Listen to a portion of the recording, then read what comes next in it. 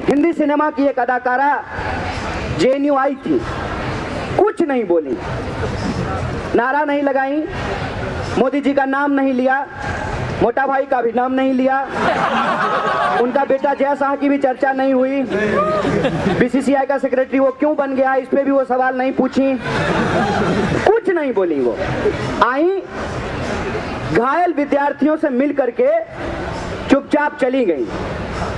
ये कहना शुरू किया कि हम इनका फिल्म नहीं देखेंगे। तो मेरे मन में एक सवाल आया कि भाई वो किसी का नाम ही नहीं ली, किसी पार्टी का नाम नहीं ली, किसी विचारधारा का नाम नहीं ली, किसी के खिलाफ नारा नहीं लगाया, तो फिल्म क्यों नहीं देखेंगे? मतलब ये मानते हैं जो सरकार के समर्थक हैं उन्होंने ही जेएनयू में हिंसा की। फिर हमारे काबिल वाइस चांसलर अचानक से मीडिया के सामने अवतरित हुए। 70 दिन से आंदोलन चल रहा था, वो कहां थे? हो सकता है अच्छे दिन के साथ सो रहे होंगे, उनका एड्रेस नहीं मिल रहा था। फिर वो आए और मीडिया को कहा कि जो ग्रेट पर्सनैलिटीज घायलों से आके मिल रहे हैं उनको उनसे भी मिलना चाहिए जिनकी पढ़ाई लिखाई बाधित है। इसको कहते हैं कि अपना काम नहीं कर पा रहे हैं, अपना कार नहीं खरीद कर पा रहे हैं, तो पड़ोसी जब कार खरीद के लाया है तो कह रहे हैं कि इसका रंग अच्छा नहीं है। कोई उसको याद दिलाइए कि साहब ये आपका काम है कि यूनिवर्सिटी में पढ़ाई लिखाई क्यों नहीं हो रही है, तो ये आप जाकर के विद्यार्थियों से बात करेंगे, आप जाकर के अपने शिक्षकों से बात करेंगे, आप अपने कर्मचारियों से जाकर के बात करेंगे। दीपिका पादुकोण जेएनयू की वाइस चांसलर नहीं है। मेरा प्रश्न ये है कि आपके घर में कोई घायल हो जाए और जो हेड ऑफ फैमिली है, परिवार का मुखिया है, वो उससे मिलेगा कि नहीं मिलेगा? वाइस चांसलर बोले हैं कि कोई भी आके हमसे मिल सकता है, हमारा दरवाजा खुला रहता है। ऐसा तो अमित शाह भी बोले हैं कि रात को 3 बजे भी मेरे घर में आ सकते हो। बोलिए ये निमंत्रण है कि धमकी? क्या है ये? वाइस चांसलर कह रहे हैं कि कोई भी आके हमसे मिल सकता है। आपके परिवार का मुखिया अगर कहे कोई एक्सीडेंट घर में हो गया हो कि टूटा हुआ टांग लेकर के कोई भी आकर के हमसे मिल सकता है, ये कितनी अजीब बात है, इसके बारे में सोचिए। वाइस चांसलर जो घायल स्टूडेंट हैं उससे मिलने के लिए नहीं गए। मुझे तो एबीवीपी पे भी दया आती है, उसी से मिल लेते हैं।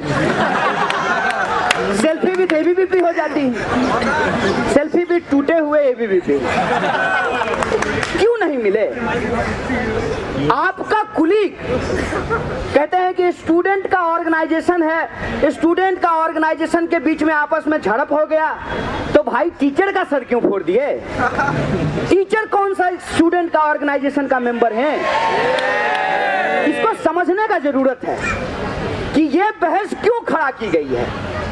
ये बहस इसलिए खड़ा किया गया है ताकि आप क्रोनोलॉजी समझते रहिए और ये अपना क्रिमिनोलॉजी चलाते रहेंगे। ये अपराध है और इस देश के गृह मंत्री के ऊपर तरीपार होने का आरोप नहीं है, वो तरीपार थे। उनको गुजरात से बाहर कर दिया गया था। सुन लीजिए दिल्ली पुलिस के हमारे प्रिय आईपीएसों, आप जो है एक तरीपार का गुलामी करना बंद कर दीजिए। आप आईपीएस हैं, आप आईपीएस हैं। हम में से बहुत सारा स्टूडेंट आईपीएस बनना चाहता है। आप लोग ऐसा कीजिएगा तो इरादा बदल लेंगे। ये क्या है? और वो जो देश के अंदर बहस खड़ा कर रहे हैं, उस बहस पे आप सवाल खड़ा कर दीजिए तो इंटरनेशनल बोलने लगते हैं। दीपिका पादुकोण जब मोदी जी का कैंपेन कर रही थी तो देशभक्त थी, जेएनयू में आ गई तो देशद्रोही हो गई।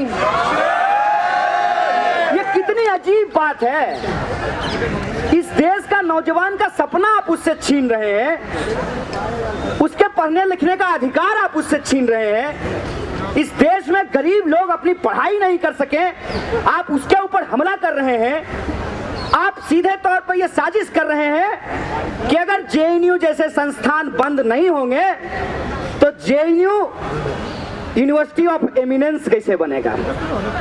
सोच के देखिए, जेएनयू अगर रहेगा 150 रुपए में पीएचडी कराएगा बसंत कुंज में, साउथ दिल्ली में, पहाड़ों के बीच में, पेड़ों के बीच में, तो हमको माथा में कुत्ता काटा है कि हम जियो यूनिवर्सिटी में पढ़ने के लिए जाएंगे। ये क्यों है? ये इसलिए है कि जब तक बीएसएनएल भाई साहब नहीं लगेगा, नहीं बनेगा, तो जियो धन धनाधन कैसे होगा? बोलिए, जियो धन धनाधन कैसे होगा? आप लोग भी धनाधन कर रहे हैं ना। यहां मैं जरा गांधी को ले आता हूं। गांधी चरखा क्यों काटे थे? क्या लगता है आपको? उसमें इकोनॉमी की लड़ाई नहीं थी। चरखा क्यों काटे थे? ताकि मैनचेस्टर के कपड़े को नहीं पहनेंगे भारत के लोग। अगर आपको लगता है कि जेएनयू को बचाने की लड़ाई सिर्फ जेएनयू को बचाने की लड़ाई है, ऐसा नहीं है। जेएनयू को बचाने की लड़ाई इस देश में बीएसएनएल को बचाने की लड़ाई है, रेलवे को बचाने की लड़ाई है, एयर इंडिया को बचाने की लड़ाई है, पत्रकारिता को बचाने की लड़ाई है, नागरिक अधिकारों को बचाने की लड़ाई है, संविधान और देश को बचाने की लड़ाई है। ये बात हम तमाम लोगों को समझना चाहिए। और गुस्सा मत होइए। आप भक्त भक्त बोल करके उसकी भावनाओं को हर्ट मत कीजिए। आप ही सोचिए, आपको अगर किसी से मोहब्बत होगी, उसके बारे में खराब बात बोलेगा तो बुरा लगेगा ना। तो आप उसकी भावनाओं को हर्ट मत कीजिए। सिर्फ उससे यह पूछिए, दोस्त आओ चाय पीते हैं, चलो थोड़ा हम भी चाय पे चर्चा कर लें। ये बताओ, एक ही तो दिल है तुम्हारे पास, मोदी जी जीत लिए हैं, कोई दिक्कत नहीं है, दिल तुम उनको दे दिए, दिल दे चुके सनम, दिमाग तो है, एक दिमाग भी तो है, एक दिमाग है ना आपके पास। अब सोच के देखिए, दिल्ली का चुनाव हो रहा है, करोड़ों लोग यहाँ पे रहते हैं, दिल्ली की अपनी समस्याएं हैं, दिल्ली में लोगों के फेफड़े खराब हो रहे हैं। एडवाइजरी जारी होता है कि सुबह टहलने के लिए नहीं निकलिए, जबकि कहा जाता है कि सुबह टहलने से लोग स्वस्थ रहते हैं, दिल्ली में अस्वस्थ हो जाते हैं। ये दिल्ली की समस्या है।